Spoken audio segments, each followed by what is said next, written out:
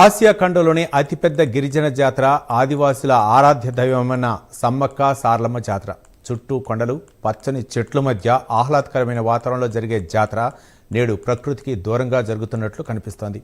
ఒకప్పుడు దట్టమైన అడవిలో జరిగే జాతర నేడు చిట్టడవిలో జరుగుతోంది. నాడు పుష్కలమైన అటవీ సంపద నేడు మైదానంలా మారిపోతున్న పరిస్థితి. ఇంతకీ పచ్చని అడవి ఎందుకు కనుమరుగవుతోంది? వనజాతర నేడు జనజాతరగా ఎందుకు అవుతోంది? మైదానంలో మారుతున్న వనజాతరపై ప్రైమ్9 స్పెషల్ స్టోరీ.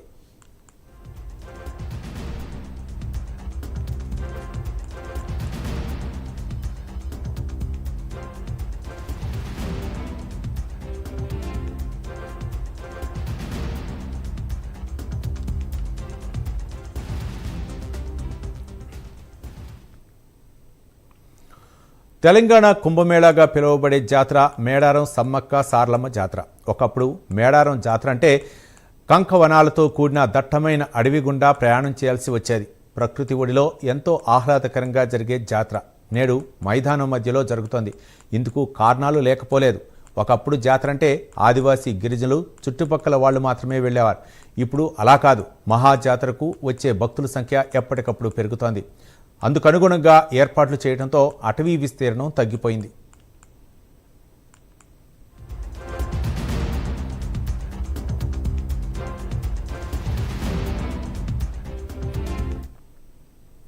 మేడారం అటవీ ప్రాంతం తాడ్ఫాయి, పస్రా అటవీ శాఖ రేంజ్ కిందకు వస్తోంది. బోడగూడ బీట్ పరిధిలోని 3,360 హెక్టార్లలో అటవీ ప్రాంతం ఉంది. దీని పరిధిలోకి సమ్మక్క సారలమ్మ గద్దెలు, RTC bus stand, police outpost, Chilakalagutta తదితర ప్రాంతాలు వస్తాయి. ఇక జంపన్నవాగు, కన్నేపల్లి, ఊరట్టం, నార్లాపూర్, కాల్వపల్లి ప్రాంతాలు పస్రా అటవీ శాఖ రేంజ్లోకి నార్లాపూర్ బీట్ కిందికి వస్తాయి. దీని పరిధిలో కూడా 3,000 హెక్టార్ల అటవీ ప్రాంతం ఉంది. మొత్తం 6,630 హెక్టార్లో ఈ అటవీ ప్రాంతం విస్తరించి ఉంది. అయితే జాతరకు వచ్చే భక్తుల సంఖ్య ఎప్పటికప్పుడు పెరుగుతుండటంతో అందుకు అనుగుణంగా అధికారులు ఏర్పాట్లు చేస్తున్నారు. అయితే అటవీ సంపదకు ఎటువంటి ఆటంకం లేకుండా ఏర్పాట్లు చేస్తామని చెబుతున్న అధికారులు ఆచరణలో మాత్రం చూపటం లేదు. ప్రభుత్వాలు అడవులను పెంచుతున్నామని, ప్రాణకోటికి అడవులే జీవనాధారమని ప్రత్యేక కార్యక్రమాలు తీసుకొస్తున్నప్పటికీ మేడారంలో మాత్రం యాక్షన్ ప్లాన్కు చోటు దక్కలేదు.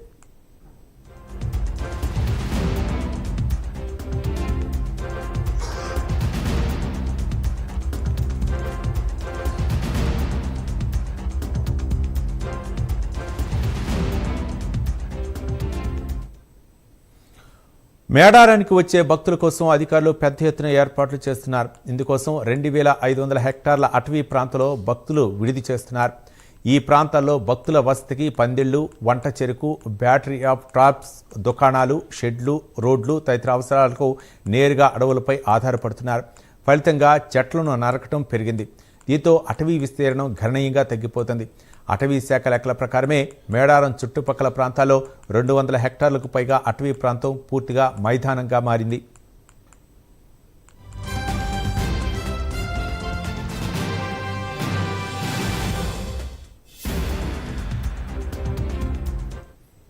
అయితే మేడారం పరిసర ప్రాంతాల్లో అటవీ విస్తీర్ణం పెంచుతామని 2012లో అప్పటి కలెక్టర్ రాహుల్ బొజ్జా చెప్పారు. అటవీ సంపదను కాపాడేందుకు ప్రత్యేక చర్యలు చేపడతామని రాష్ట్ర ప్రభుత్వం తరపున హామీ ఇచ్చారు. వచ్చే జాతర నాటికి మేడారం పరిసర ప్రాంతాల్లో 2 లక్షల మొక్కలను పెంచుతామన్నారు కూడా. అది కూడా మాటలకే అంకితమయ్యాయి. ఎన్ని జాతరలు జరిగినా ఇప్పటి వరకు ఈ విషయాన్ని పట్టించుకున్న నాదురే లేకుండా పోయారు.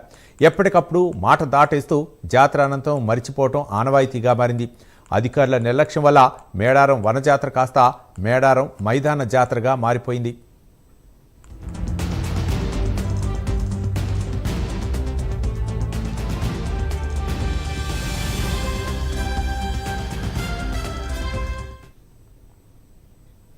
ఒకప్పుడుతో పోల్చితే మేడారం జాతరకు ఏడాది పొడవునా భక్తులు వస్తున్నారు.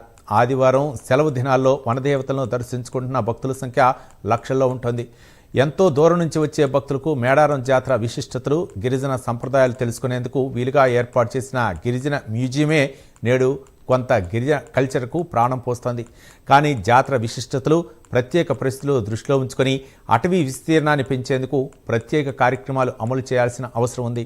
ముఖ్యంగా జాతరకు ప్రత్యేక గుర్తింపు తీసుకొచ్చే కంకణవనాల విస్తీర్ణం పెరిగేలా చర్యలు తీసుకుంటేనే జాతర దేదీప్యమవుతుందని పలువురు భావిస్తున్నారు. చూద్దాం మరి అధికారులు ఏం చేస్తారో.